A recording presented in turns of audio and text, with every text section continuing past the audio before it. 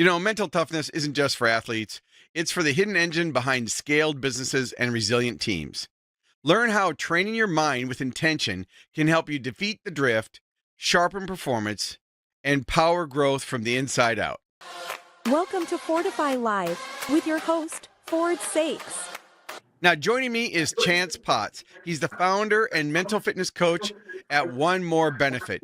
Chance has spent over 30 years blending mindset, coaching, employee benefits, and business consulting into a program that helps leaders and their teams strengthen resilience, clarity, and performance. Chance, welcome to Fordify Live. Hey, I'm so thankful to be here, Ford. You've added so much value to me and my businesses and just me personally. Very thankful for the time you're giving me here to share and be with you. Well, I know your journey spans coaching and business and personal struggles. What drove you to believe that mental fitness wasn't just a nice to have thing, but a core driver of business success? Wow, well, that's a Loaded a question, few different. isn't it? Yeah, it's a few different answers. I would say a couple of things that I'll give you the highlights of them. We can dive in deeper if you want. Really, mental toughness for me started not from my mental toughness. It started from my mom's, who raised three kids, my younger brother with a very severe level of cerebral palsy. And for 22 years, I watched my mom take care of all three of us. 22 years was how long my brother Ty lived.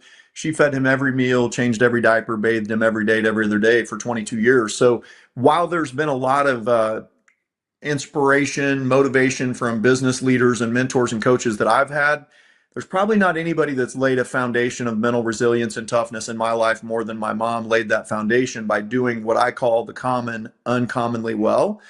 And so that was the beginning of it. Then for me, I was very fortunate to be able to play college football at the Division II level and then swim at the Division I level. And I was exposed to a couple of sports psychologists back in the early 90s. And I was super intrigued by the mind and just how it impacted everything we did. So initially there, it was for me in sport, wanting to be the best I could be.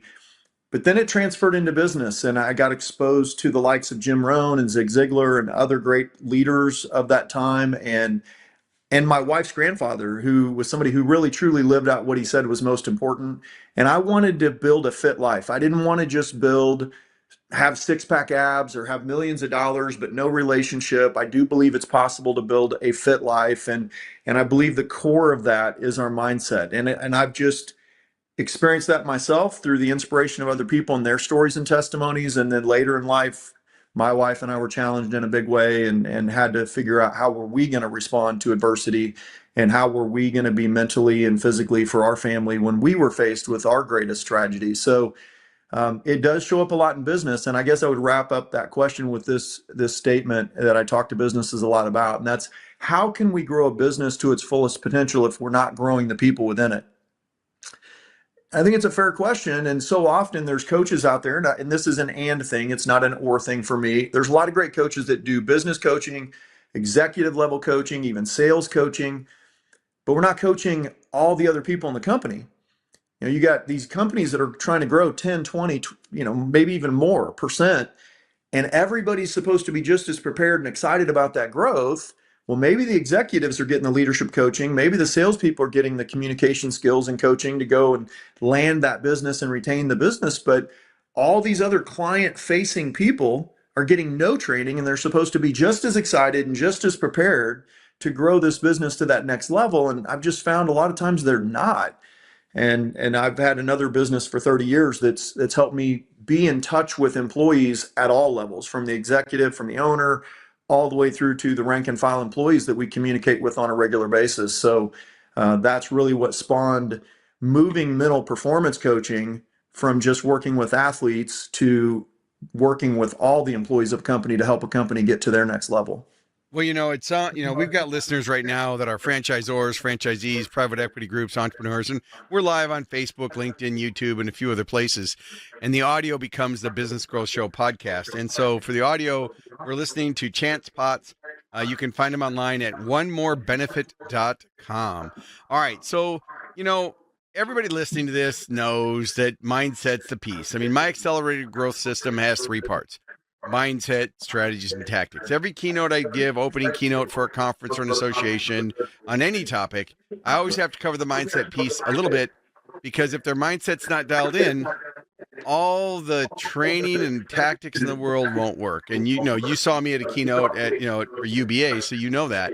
And so, Yep. I always love to give people insights.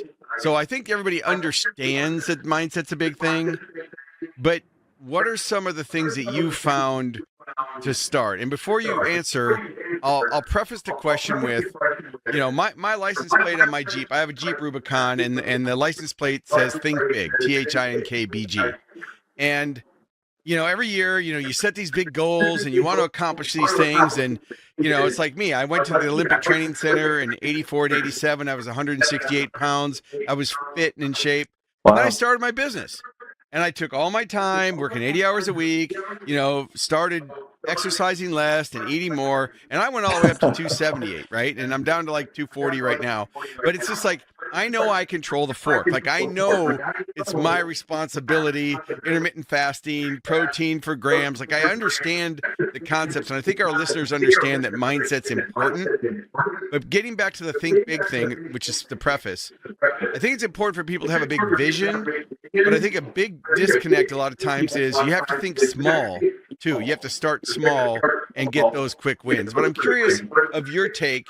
So I know our listeners, right? We're not trying to insult your intelligence, anybody listening here, but what should an organization do, whether you're in an organization or you're an owner, to start making mindset a priority? Yeah, great question and great feedback on all of that. And that's your connection with your focus in that area is what made me want to connect with you more, and the value that you do bring in everything you're talking about. You do what you do because of what you think of you. So often we hire people for their skill sets, but we fire them for their behavior, and we never train behavior. And so that's an overgeneralization, because again, there's, like, as you said, we're not here to offend anybody. I'm a major work in process. I'm continually needing mental fitness training. And I believe we need mental fitness training as much or more than we need physical fitness training. And you alluded to this already relative to think big and what do we really do? And that is, well, we do what we do because of what we think of ourselves. The strongest force in the human personality is the need to remain consistent with how we see ourselves. So we set these great ideas in place. We have these thoughts of what we want to change this year. We're coming up on another year end, another January 1. But by January 10th to the 21st, 90% of people are going to be back to that which is familiar. We'd rather stay in the familiar discomfort than go into an unfamiliar discomfort to grow to that next level. And we have already experienced enough growth to get us where we are today. So I heard this said about success, that one of the greatest obstacles to success is a little bit. It's like just enough to become complacent and comfortable. And we are inherently complacent and comfortable. We take the path of least resistance. We want instant gratification. And so here we are doing what we do because of what we think of ourselves. We keep falling back to that which is familiar. What does it take to really change? Well, if behavior modification worked, then every New Year's resolution would work. We got to go back to, what do we think? What are we putting on our mind? Are we even aware enough? Do we have clarity in what we want? So those are a couple of things, clarity of what we really, really want. And is it, are we sick and tired of being sick and tired, or are we just sick and tired? That's a big difference. But having clarity of what we want and having desire to truly change. And then what you said, it's taking those small steps and doing it repeatedly and getting the compound benefit of the small things that we can do. We can all get 1% better per day. I know sometimes life requires more than that, but 1% of a day is 14 minutes and 24 seconds. Now, anyone listening, you or I, if we desire what we say we want in growth in some way, business growth, health growth, whatever it may be, can all of us give 14 minutes and 24 seconds a day to that one thing, whatever it is? And the reality is we can. We can improve the inputs. And oftentimes it's the inputs we need to put into our mind to think better, to regroove our pathways of thought, because we get the compound effect either way. The problem is, as you talked about in your path, here you are an Olympic hopeful athlete at that level, at the elite level, right? 1% of 1%. But then here you said you turned into 270 pounds, probably not Right. going to perform at the same level, right? We didn't gain that all in one day. No different than you and I aren't going to turn our businesses around in one day. It's the small impact, the doing something positively, intentionally in that path of where I say I want. It does require a few other things. I do think it can require us to expand our faith in things maybe we don't know yet or don't believe in yet, improve our associations. If you and I get around each other, because you look pretty fit today, but if we're around each other, we're going to be around fit thinking. We're going to be around business fit thinking, life fit thinking, and we're going to help each other hold ourselves to standards when we order food together, when we're building our business and we have certain standards of customer service or communication or excellence. We're that through that association. So inputs and associations. And then the third thing is really expanding our beliefs and our hopes beyond what we know. It's having faith and belief in something beyond what we know. There's a lot in business that I don't know. And you can help expand my thinking because of your experience. So I would come back to the very basic thing. We fall back to that which is familiar. That is what we're going to do. And I believe what I learned about what somebody said about success applies to growth. And I just taught on this just the other day, and it was just my own wording, so I haven't really vetted this through anything. So I'd love to hear your thoughts on this. But one of the biggest obstacles of growth is enough to get you where you are today. It's just enough growth to get us where we are today. And the reality is, to get to the next level of whatever we want to go to the next level, it requires another level of discomfort for us. It requires something else from us to get to that next level. And I think a lot of times in business, we're busy. We're doing the same things that we did in the past to get our businesses to where we grew, right? We Right. grew. We got our business from zero to whatever. And say zero in revenue to $4 million in revenue in an employee benefit company. And I fall into this trap of thinking the same thing I did over the last 30 years to build that benefits company to that level is the same thing I need to do to grow to the next level. And it's just not true. It requires a different level of thinking, a different level of performing. And I have to get around people like you to think at a higher level and to think beyond what I knew before, and then work on my identity, work on my inputs, and work on my daily 1% at least. Now, I do think it does take more than 1% sometimes for us to get where we really want to go. But at a minimum, we can do the 1%. Now let's hear from our sponsor. Can't cut through the online chaos? This episode is powered by Ignite Visibility, the nation's expert in ROI-driven digital marketing. We help over 90 leading franchise brands and 2,500 locations outrank competitors and convert more customers. Ready to stand out and grow? Claim your free digital marketing audit at ignitevisibility.com. Ignite your growth. And we're back. Yeah, I can tell you, I've been in an entrepreneur my entire life. Started my first business at 15, grew up in the projects. You've heard my story, and a lot of our listeners already know my story. Yep. But I can tell you that from a marketing standpoint, I specialize in business growth. My show covers, operations, leadership, customer experience, and marketing and sales. But what I can tell you is that when you look at everything in business, you really have to look at the impact of this phone ringing. 1 second. Hang on.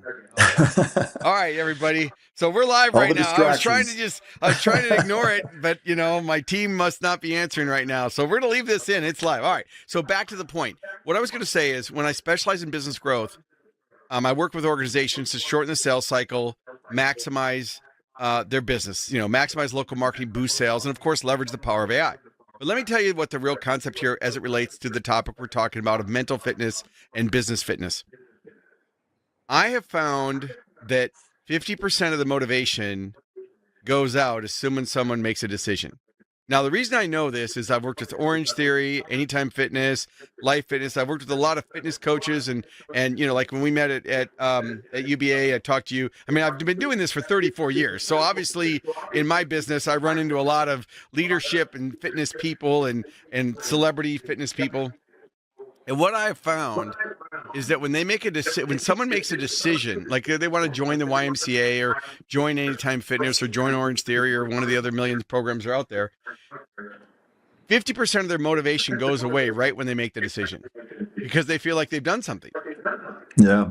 And I mean, I've been guilty of that. I mean, I have a YMCA membership, an Orange Theory membership, and there'll be times where I didn't go for 3, and I pay for unlimited memberships on those. I could easily just pay for the eight a month and save half the money, but mentally I'm like, no, I want the unlimited so I can go whenever I want. I mean, it'd be better off me paying $100 every time I walk in the door. It'd probably be cheaper. Right.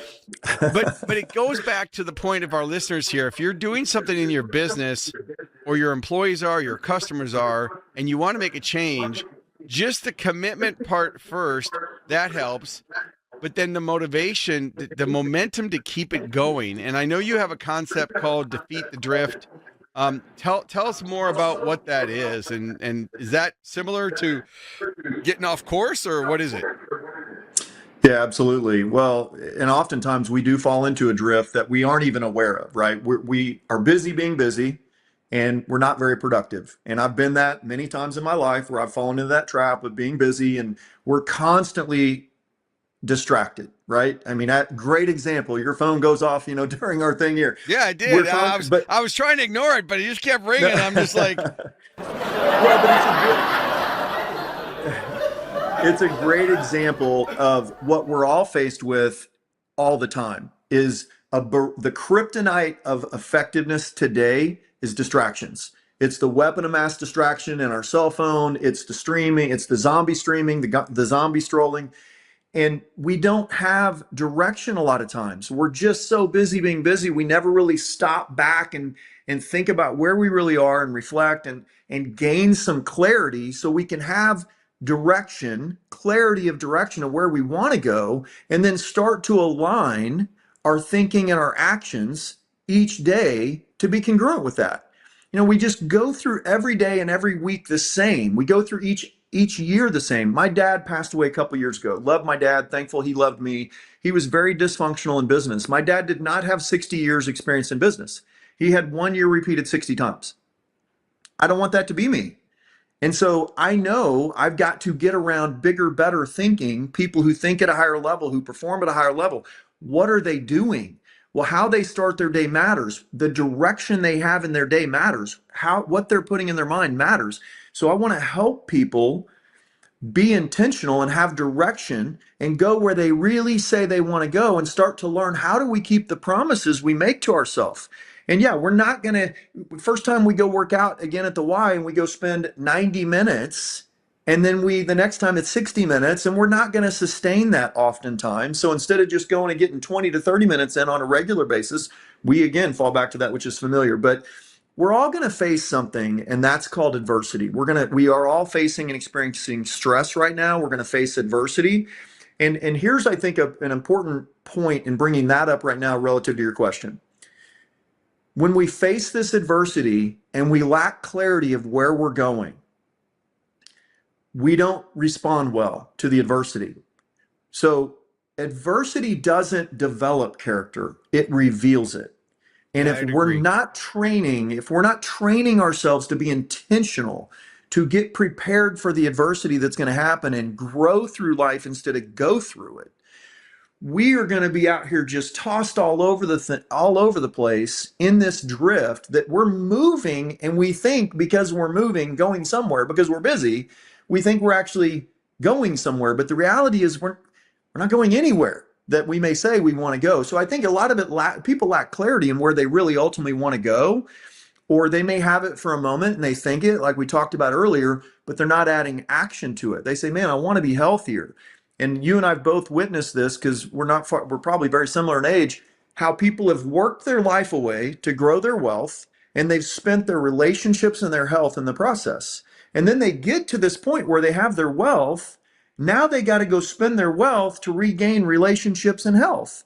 And we don't all have to do that. We don't have to drift our way into what so-called retirement is, unhealthy, and then feel like we got to go rebuild things again. We can do it now. We can have a better life today. We can be healthier today in business and in our personal life. And I measure 5 areas. I measure that my health on a continuum, like it's a CrossFit continuum of health, but it goes sick, well, fit.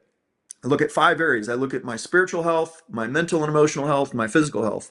Those three are like putting the oxygen mask on myself first.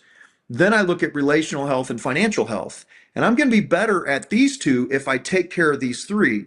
And so many, and I'm gonna pick on single moms here a little bit because I was raised by one, and I know there's single dads out there that do a great job too. But very rarely do they put the oxygen mask on themselves. They're just living on fumes, and they're giving everything to their family. For everybody else. Yeah. Yeah. And so those 5 areas, so it's 0 to 10. Where am I? Well, the reality is we're on this, there's no status quo.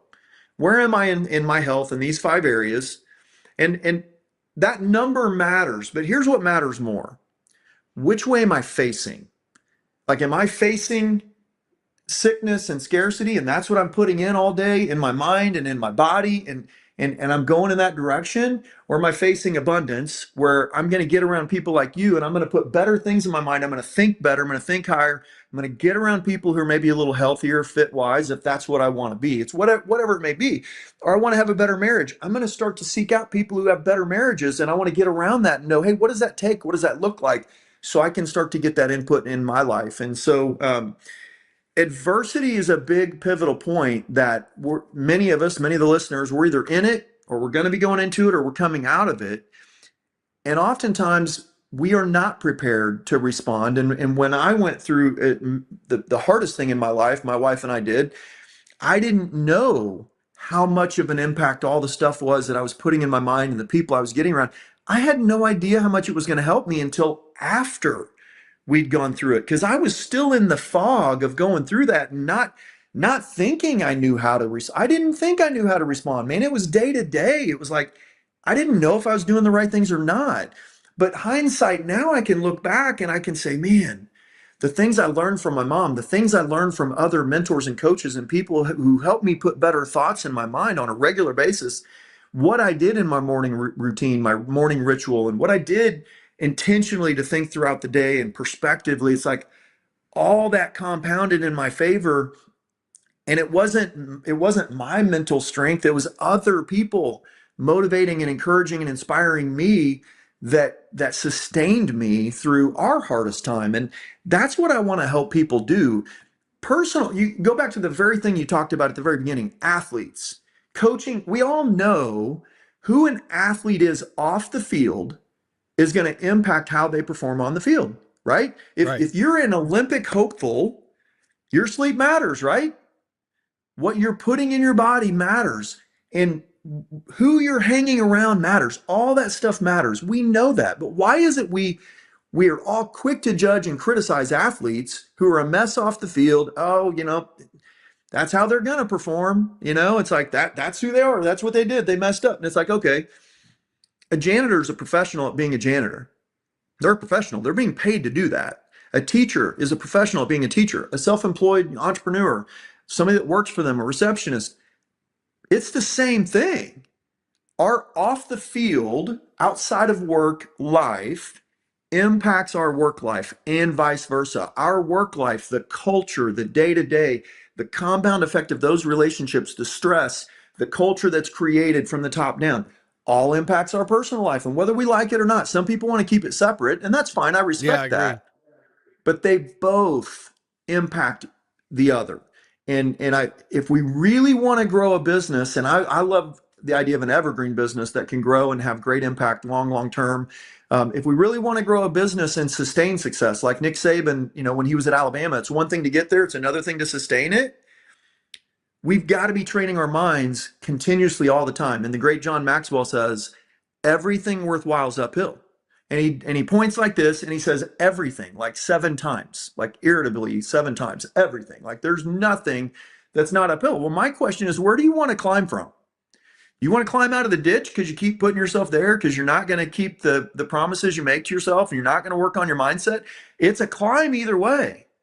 Do you want to climb from a weak position, or do you want to get stronger and climb from a stronger position because you got just a little bit stronger to get to this next level? And you know what? It's still uphill, but you're stronger. I'd much rather be stronger trying to make that next level than, and I've fallen back in the ditch many times in my life and have to be like, dang it. Okay, why did I do that again? And so again, I try to be relatable to people when I'm sharing stories with them in the trainings because I think that matters. I've not arrived. I need this stuff. I say it all the time, as much or more than anybody, but I invest in it. I study. I get around people like you. I want to be, and here's the two things I think that are so important in coaching and in training is care and challenge. I care passionately about people and I'm willing to challenge them. And I Yeah, want I the think same that's thing. I think that's a good part. I mean, if we want to unpack this, I look at a couple different concepts you've mentioned just to unpack it from my perspective, and that is, you know, if you're running east looking for a sunset, you're busy but you're not effective. So just because you're Yep. busy, so ask better questions. Are you really being effective as opposed to efficient? Efficiency is great, but you need to be effective. It needs to produce a result. And the other thing is a concept that every mental fitness person from for decades has talked about. I think it was Jim Rohn who first coined it, but I'm not going to be giving credit if it's not right. But you become the sum total of five people you. It might have been Napoleon Hill, but you become the sum total of the five people you hang around most, and it really is true. I mean, if you really take a look at, and you can look at in society, you can look at restaurants, you can look at people, you can look at your business groups. I mean, I'm an entrepreneur EO member, which is entrepreneur organization member, and we have a forum meeting. They're all CEOs, but we've had times where in our forum we had to say, okay, this person is a cancer, is a boat anchor pulling everybody else down. They're a taker, they're not a giver, they're not, they're not, and it wasn't like we're judging them. It was just like you try to coach people up to a standard, and if they can't meet that standard, you got to free them up for new opportunities. So, for me, when I look at the different phases of my business, I mean, I have a dream board, a vision board. I've had one for years, and it sits where I see it every day in my bathroom. And right on there, it says day one or one day. Right? Is this going to be day one, or is this going to be one day I'm going to do it? Right? So it refocuses it. Years ago, I managed Les Brown as a motivational speaker. I managed his business from '95 to '98 when he was married to Gladys Knight, and he was doing hundreds of events, and I was traveling all over in private jets and limos and things with him. And he was a motivational speaker, but he still was a human. I mean, I remember a story. He's just spoke for 80,000 people in the Georgia Dome, motivational speaker, Wow. packed house. We sold $1 million worth of cassettes. You guys are going to have to Google what cassettes are that don't know what the cassettes are. It was audio programs that you actually had to rewind and flip over. And, but I remember him getting into the limo on the way to the next engagement. And he was really upset. And I mean, he was very close friend. And I said, Les, what's going on, buddy? And he said, man, I messed up. And I'm like, how'd you mess up? You sold $1 million worth of products. You helped 80,000 people. Every standing ovation, like you spoke for 90 minutes. What do you mean messed up? And he said, well, when I started my presentation, I told them I was going to cover 4 P's of success. And it was like people, profit, passion. And he goes, I forgot the last P.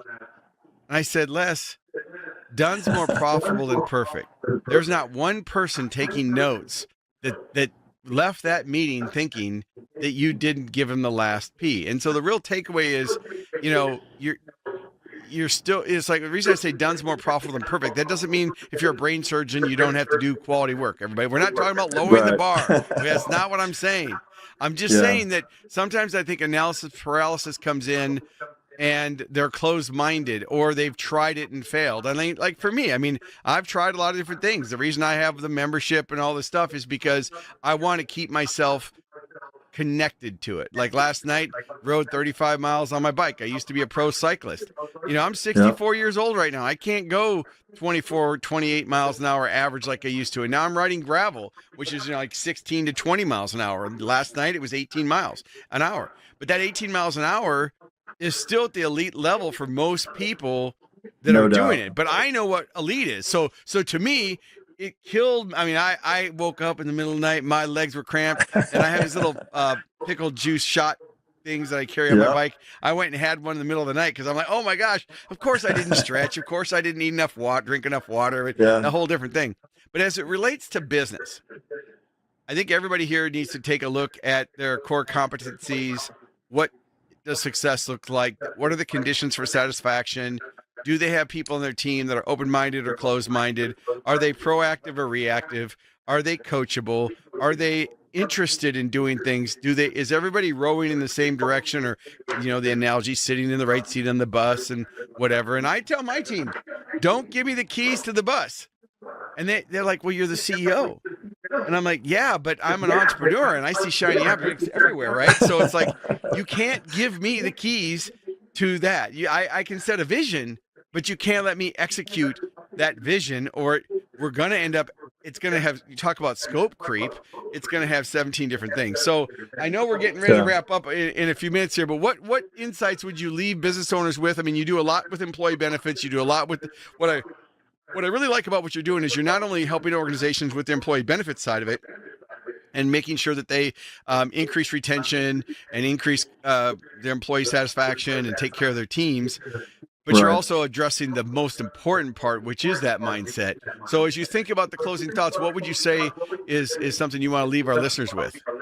Yeah, I appreciate that. I've always wanted to help my clients grow their business, not just help them secure benefits. And benefits can be a part for sure, but this coaching benefit of mental fitness training has become a core part now that can really make a significant difference. And I've found that the top companies that I've interacted with are the ones that sign on for this. I would have thought it was maybe the companies in the middle, or good to great, wanting to get to great would be the ones to sign up. Well, they weren't the ones. It was actually the ones that were already number one or number two in their space. I would mention this, that many of us know that for athletes, again, when you're professional athletes and you're comparing all the professional athletes, what do they say the greatest difference is between those that are at the very top and who are still professional athletes? It's mindset. It's the mental difference. Now, here's the challenge we have. Between where we are in our life and those professional athletes, those elite Michael Jordans of the world, we can't relate. There's too big of a gap between that. So it's the gap and the gain. So there's like this huge gap between this, where we think we want to go, and this idea, man, it sounds like a great idea. I need to do this for my business, to go to that place that they're talking about. But then it comes back to something you mentioned earlier. We got to come back to the gain. We need to compare ourselves against yesterday. And today, I need to do better. Whatever the top priority is, it's a must. You likely know what this must is. It's staring you in the face. It's telling you every day, this is my must. So if you're a business owner, it could be your health. It could be the culture of your business. It could be you need to go increase your sales and they need to hire you to do that, not me. But it's like, you need to go increase your sales because you need revenue coming in. It's like, so I better get on board with that, whatever that may be. But then whatever that top priority is, and I do believe mindset's at the core of it for all of your employees. And if we can help grow our employees from the inside out in their mindset, and grow our business from the inside out, which is the employees, to be better to everybody they interact with, who they interact with at home, who they interact with within the company, and especially when they're interacting with clients. And when adversity happens and a client has a bad experience, and how do they respond? What's that R factor? If you could just train your employees to do one thing, respond better to adversity that happens with a client interaction. And if their mindset was more equipped to handle the internal and external adversities that happen day to day in phone exchange, in email exchange, in personal exchange, in all of the fast-paced changes and stresses and adversities that are happening, all those little ones, if you can train your team to handle those things better on the day-to-day, get a little better today than they did yesterday, and a little better tomorrow than they did today, that's the gain. And before you know it, you'll fill in that huge Grand Canyon of that gap of where you ultimately say you want to go. And there's not a final destination there, but when you get on board with that, you never want to stop. When you can start to see the growth in other people because of your own life and what you're doing as a business owner maybe, and how you're influencing other people, and man, it's game over. You're now going to grow people and grow a business. And if you can do that, and your people, your team members that are helping you grow your business, they know you value them, you care, and you challenge them. Can't be one. It can't. You could care. I've fallen into the trap of caring too much and not challenging enough, and it ain't going to grow a business. But many fall into the trap on the other side. I think more fall into the trap of challenging and not caring. It doesn't mean they don't care. It just means we're so busy being busy, we don't stop and really intentionally care. So rambling a little bit, but it really does come back to mindset. If we want to get better, we got to get better from the inside out. Our mindset matters. We give this in this training, we give this analogy all the time, and it's a very simple one. It's kind of silly, but it's true. When you squeeze an orange, what comes out? Orange juice. Right. When life squeezes you, what comes out? I don't know. What are you putting in? If you're not intentionally putting things in that you want to come out, when life squeezed me at the absolute hardest, worst thing I could have ever imagined at the time, my wife and I, when it squeezed us, I had no idea at the time what was going to come out. But I had done so much gratitude training prior to that, not having a real clue of the impact that was going to make for me at that time. But it was priceless. Nope, And I get it. My son died of cancer at 27 years old and 18 months going through it, and he'd grown up around Les Brown and motivational speakers, and he never complained once, and he was an angel to the whole thing, and even up to the last day that he passed away, he was still making jokes. He was on medication. He'd wake up, a nurse would walk in the room, and she was cute, and he's like, "Hey, you want to go to Sizzler?"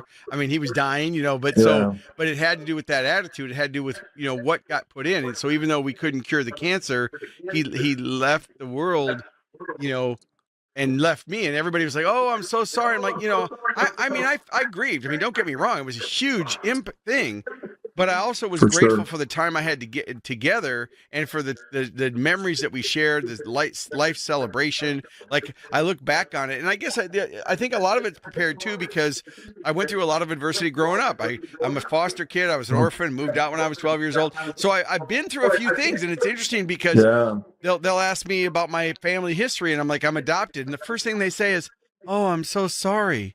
And I'm like, I didn't lose. I haven't missed a meal. Like, what are you sorry about? Like, I mean, I understand. I appreciate their compassion, but it's interesting, the perspective. But that's where we're going to leave it today, Chance. I really appreciate you being here today. Yeah, thank you so much, man. I appreciate being on here with you. I know you are surrounded by a lot of great thinkers, and if I can help any of them, I'm happy to do it. And just help people respond better, work on that gain so they can fill in that gap and get to excellence. That's where a lot of people want to go. Not everybody, but enough. Awesome. All right, everybody. Well, thanks for tuning in to Fortify Live, where we're all about accelerating your business growth. Until next time, keep innovating, keep growing, and keep fortifying your success. Thank you for tuning in to Fortify Live. Make sure to like, comment, and share this episode on your favorite social media platform. And don't forget to subscribe to the Business Growth Show podcast, available wherever you get your podcast streaming fix. We air weekly at 11 a.m. Central Time. So until next week, keep pushing the boundaries and never stop growing.